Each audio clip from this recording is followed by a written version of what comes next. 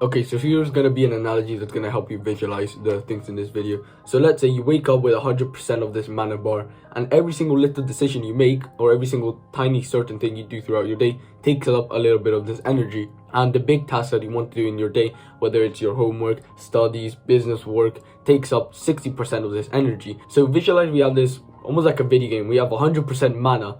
And when we wake up, let's say you wake up and you check your phone and you go like, should I wake up now or should I wake up later?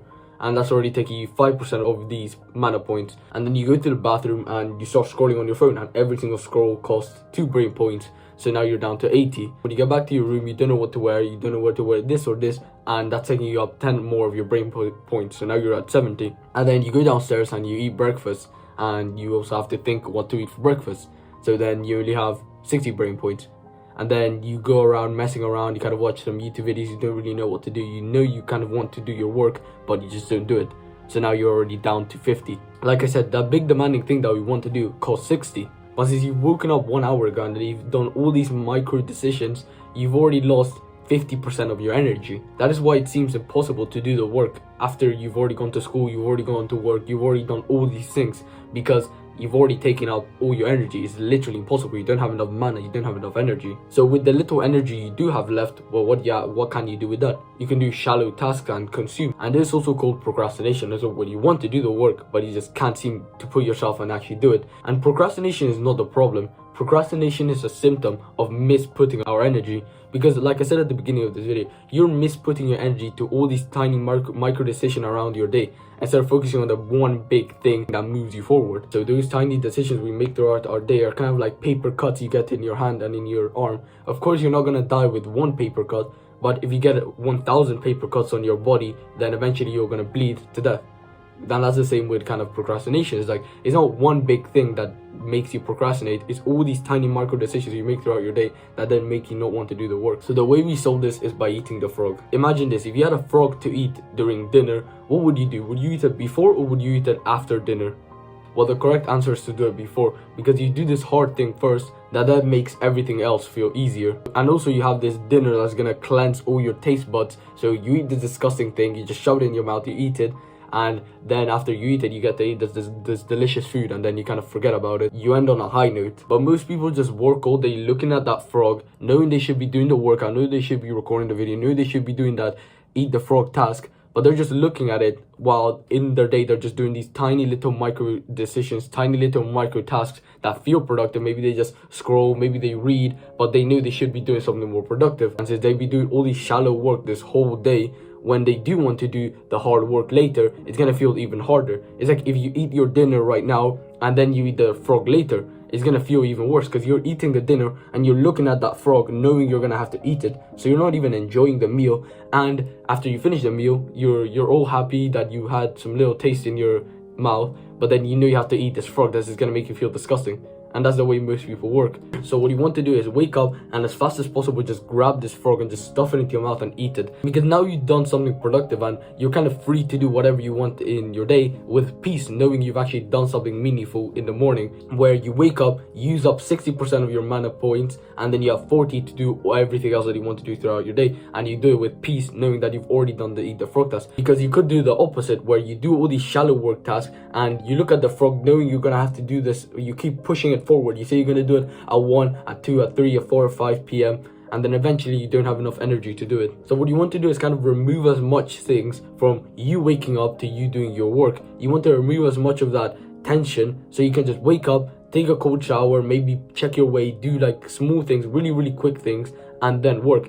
Not to do your whole morning routine. You can move that morning routine to after you've eaten the frog. So for example, you wake up, cold shower, check weight, eat frog, morning routine. So you kind of do your productive work and your brain is kind of a little bit fried from thinking a lot. So when you do your morning routine, you kind of heal it up again. Doing your morning routine before is kind of like healing it when it's got no reason to be healed. And something that I used to think is like, what is something else that I can add that this billionaire is doing that I'm not doing already?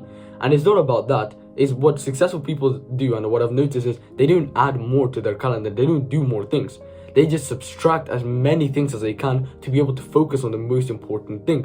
Whereas you, like I said, it could be you eat the frog task, the most important thing that you want to do, and they just focus all their morning on that, and they do like 3-4 hours. compared to the normal person who probably does like 1 hour and it's done shallow things throughout the whole day. You want to subtract as most things between your wake up time and your work time. And you also want to eat breakfast after you've eaten the frog and after you've done your morning routine. Because if you eat breakfast before, you're already kind of using your brain points up and you're also not going to be fasted. And the issue with when you're not fasted is that our bodies, when they digest, it takes up a lot of our mental bandwidth. It takes up a lot of our mental it takes up a lot of our body's capacity. So that's why whenever you eat a big meal, you feel tired, because your body is just trying to digest. It's putting all the energy into digesting your food. So kind of eating before doing this eat the frog task is not very intelligent, because then you're putting all your strength, all your energy into digesting instead of focusing on the work. So always eat after you've done your eat the frog task. And I can imagine if your school starts early, then wake up 1 to 2 hours before, because even if you get like 30 minutes of 1 hour of eat the frog task before you go to school, and that's already very beneficial for you. You already get a lot of work done before school instead of kind of coming back from school and not doing any work. So you're already benefiting. But the strategy that I would use if I was back in your situation is just try and wake up 15 minutes earlier every single day. Instead of kind of, let's say you normally wake up at 7 and then you want to wake up at 6 now, instead of kind of going like 7 and then setting your alarm to 6, put your alarm at 6:45. And then when your body gets used to that, put your alarm to 6:30 and then to 6:15 and then to 6, and then you kind of build it up gradually towards your goal. Because I remember a few years ago, I used to wake up at 7 a.m. because my parents used to just wake me up. They used to tell me to go to school, and obviously I'll pretend to be sick, but it never worked. So I'll be changing clothes, I'll be kind of just doing all these things, I'll be looking at my phone, I'll be going to the toilet, I'll be not doing anything productive really. I'll just maybe meditate at best, and I'll go downstairs and eat my breakfast, and I'll leave to school with my brother at 7:45. So I basically had no time to do any of this work. After I've gone through this treacherous day of school, I've been doing PE, I've been doing sports, I've been doing science, I've been using all my mental strength for, like, I don't know, telling jokes in class. Then after that, when I get back home, it wasn't any surprise that I'll be too tired to actually do any work.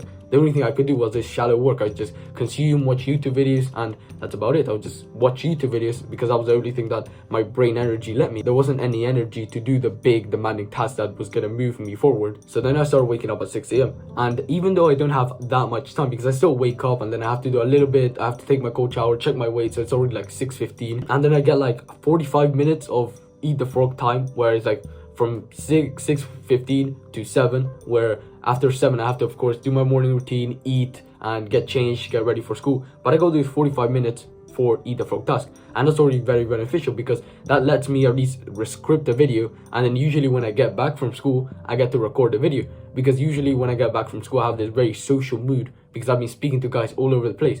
Because I would say the demanding task for me would be scripting video, where I have to use all my mental strength. But when I'm just kind of speaking the points that I've already scripted, it's way easier for me to do it. And because I've done that, I've been getting way more work done, and I've been able to almost post a video every single day. And a little trick you can do if you still go to school, or maybe even if you go to work, is have a bike. Because when you have a bike, you can actually cycle to school and you go way faster. And something that I could think of is like, even if you're going uphill, it's actually more beneficial for you to go by bike than by walking. Just kind of plan out what is the fastest route to your school. For example, for me, it is by bike, because the bus kind of takes massive turns and then gets to the school. When I walk, I kind of it's really slow. I have to go uphill. But then when I'm cycling, I just kind of zoom, and I can just zoom up straight to school.